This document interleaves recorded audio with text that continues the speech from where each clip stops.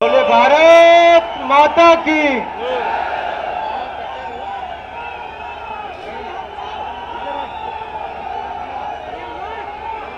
भारत माता की।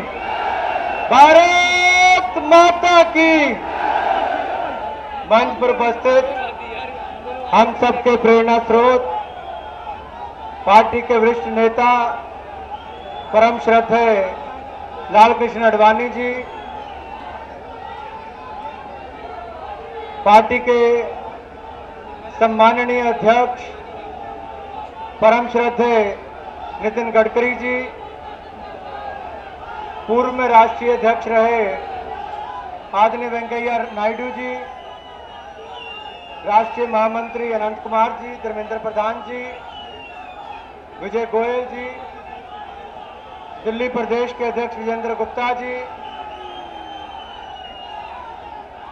विजय कुमार मल्होत्रा जी और मंच पर उपस्थित भारतीय जनता पार्टी के सभी पदाधिकारीगण, युवा मोर्चा के सभी पदाधिकारीगण, सभी प्रदेशों के आए हुए सम्माननीय अध्यक्ष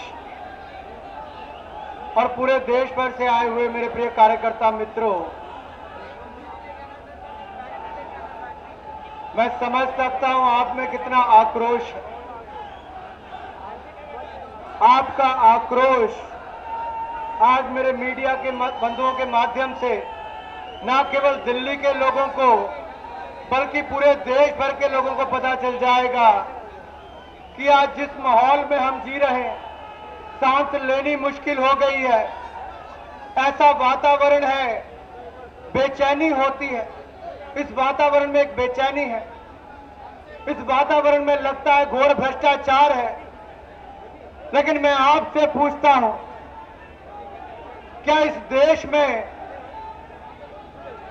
भ्रष्टाचार को मुक्त करने के लिए, भ्रष्टाचार मुक्त भारत देखने के लिए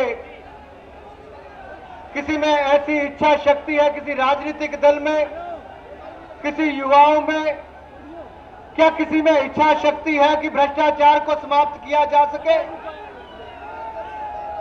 जवाब मिल रहा है मित्रों, जवाब मिल रहा है और जवाब कोई और नहीं, जवाब आप हैं। इस देश का युवा जवाब है। अगर भारत में कोई भ्रष्टाचार को समाप्त करेगा तो इस देश का नौजवान करेगा, इस देश का युवा करेगा। आज आप देश के कोने कोने से आए हैं, आप देश के कोने कोने से आए हैं अपना आक्रोश प्रकट करने के लिए। हमारे राष्ट्रीय अध्यक्ष हमारे बीच में है, आदरणीय आडवाणी जी हमारे बीच में है, इनका मार्गदर्शन हमें मिलेगा। लेकिन मित्रों, युवा मोर्चा जिंदाबाद है, लेकिन सुनिए,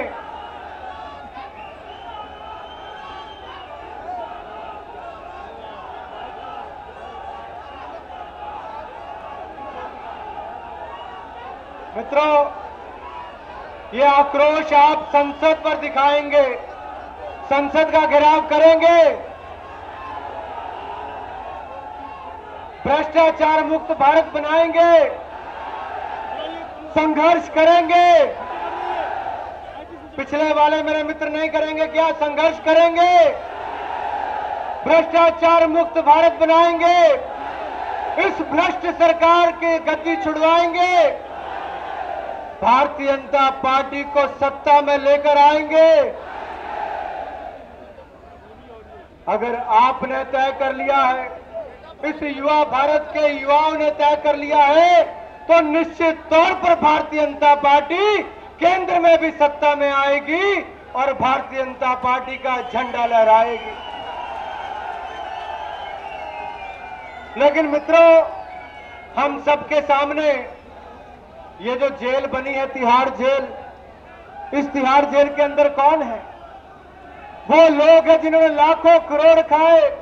वो लाखों करोड़ किसके थे? आपके थे। टैक्स पेयर का पैसा था, हिंदुस्तान की आम जनता का पैसा था, लेकिन आम जनता के ऊपर खर्च नहीं हुआ। अगर वो गया तो कांग्रेस और उनके भ्रष्ट सहयोगियों की जेब में गया। क्या आप उनसे बदला लेंगे? क्या आप उनको जेल में भेजेंगे? शीला दीक्षित जी का इस्तीफा करवाएंगे? तिहाड़ जेल भिजवाएंगे। आज राज्यसभा में चर्चा चल रही होगी, अरुण जेटली जी वहां पर कह रहे होंगे, बता रहे होंगे कि सुरेश कलमाड़ी को बनाने वाले कोई और नहीं, यूपीए की चेयरपर्सन सोनिया गांधी जी और प्रधानमंत्री जी ने स्वयं बनाया। और सुनियोजित ढंग के साथ हजारों करोड़ रुपए का घोटाला अगर कॉमनवेल्थ गेम्स में किसी ने किया तो कांग्रेस पार्टी के सारे नेताओं ने मिलकर किया है। इसलिए इस भ्रष्ट सरकार को नैतिकता के तौर पर सत्ता में रहने का कोई अधिकार नहीं है। मित्रों, 2G स्पेक्ट्रम में कहा गया कि हमारे सहयोगियों ने घोटाला किया है। क्या केवल इनके सहयोगियों ने घोटाला किया है कि कांग्रेस के नेताओं का भी उसमें सहयोग रहा? क्या प्रधानमंत्री जी का भी पूरा आशीर्वाद रहा? क्या प्रधानमंत्री जी नहीं जानते थे कि 2G स्पेक्ट्रम में लाखों करोड़ रुपए का घोटाला हो रहा है? अगर हो रहा था तो उस समय कार्रवाई क्यों नहीं की? बाद में बयान दे दिया मैं दोषी हूं, लेकिन उतना दोषी नहीं। प्रधानमंत्री जी, आप पूरी तरह से दोषी हैं। आपके कारण आज देश में अगर 64 वर्षों में सबसे भ्रष्ट सरकार कोई चली है तो आपकी यूपीए की सबसे भ्रष्ट सरकार है, जिसने सारे 64 वर्षों के रिकॉर्ड तोड़ दिए। इतना तो अंग्रेजों ने नहीं लूटा था, इतना अंग्रेजों ने नहीं लूटा, उससे ज्यादा यूपीए ने 2 वर्षों में लूटा है। आपको सत्ता में रहने का कोई अधिकार नहीं है। आपसे इस्तीफा लेकर हम छोड़ेंगे। देश का नौजवान सड़कों पर उतरा है, एक नई क्रांति लाने के लिए उतरा है। पूरी दुनिया में अगर क्रांति आई तो युवाओं के बलबूतों पर आई है। आज हिंदुस्तान में भी आजादी की लड़ाई के बाद सबसे बड़ी लड़ाई कोई लड़ी जाएगी तो भ्रष्टाचार के खिलाफ लड़ाई लड़ी जाएगी, और इस लड़ाई के कर्णधार होंगे तो इस देश का नौजवान होगा, भारतीय जनता युवा मोर्चा का कार्यकर्ता होगा। अडवाणी जी, आदरणीय नितिन जी, हम आपको विश्वास दिलाते हैं, ये देश के कोने कोने से जो नौजवान आए हैं केवल एक दिन का आंदोलन करने नहीं आए। 1500 कार्यक्रम हमने इससे पहले राज्यों में किए हैं। आज एक बड़ा कार्यक्रम संसद घेराव का यहां पर किया। महात्मा गांधी ने कहा था अंग्रेजों भारत छोड़ो, आज के दिन ही कहा था हम कहते हैं भ्रष्टाचारियों गद्दी छोड़ो। आज के युवाओं ने नारा दिया है भ्रष्टाचारियों गद्दी छोड़ो। आज हम इनसे इस्तीफा लेकर देंगे, चाहे वो शीला दीक्षित जी हो चाहे प्रधानमंत्री जी हो। आज नैतिकता के तौर पर इनको सत्ता में रहने का कोई अधिकार नहीं। लेकिन मैं अपने युवा मित्रों से कहना चाहता हूं, हमें आशीर्वाद देंगे, हमारा मार्गदर्शन करेंगे, नितिन जी करेंगे, अडवाणी जी करेंगे, बाकी वरिष्ठ नेता करेंगे, लेकिन आज के संसद घेराव के बाद यह आंदोलन खत्म नहीं होता। भ्रष्टाचार मुक्त भारत बनाने के लिए आज से यह आंदोलन खड़ा होगा। देश के कोने कोने में आवाज कोई लेकर जाएगा तो भारतीय जनता युवा मोर्चा का कार्यकर्ता लेकर जाएगा।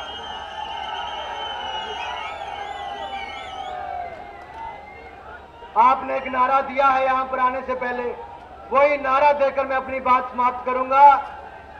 अब तो ये स्पष्ट है कांग्रेस आई भ्रष्ट है। अब तो ये स्पष्ट है,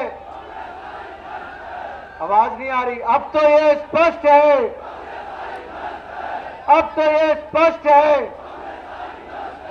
मित्रों, अडवाणी जी ने 2009 के चुनाव में कहा था हम सत्ता में आएंगे तो विदेशों में पड़ा काला धन वापस लेकर आएंगे। उस समय की सरकार बनने से पहले मनमोहन सिंह जी ने कहा था हम भी आएंगे, 100 दिन के अंदर कार्रवाई करेंगे। क्या कार्रवाई हुई? 100 दिन के अंदर क्या 1 वर्ष बीत गया, कोई कार्रवाई नहीं हुई, 1.5 वर्ष बीत गया। आखिर कब कार्रवाई होगी? मैं आपसे पूछना चाहता हूं, आखिर विदेशों से काला धन कभी देश में वापस आएगा कि नहीं आएगा? अगर ये भ्रष्ट सरकार रहेगी तो आपका पैसा लूटेंगे, लेकिन विदेशों का काला धन कभी वापस नहीं आएगा। काला धन अगर कोई वापस ला सकता है तो भारतीय जनता पार्टी लाएगी, और राष्ट्रीय संपत्ति घोषित करके आम आदमी के ऊपर खर्च करेगी तो भारतीय जनता पार्टी करेगी। आज नैतिकता की बात की जाती है, आज नैतिकता की बात की जाती है।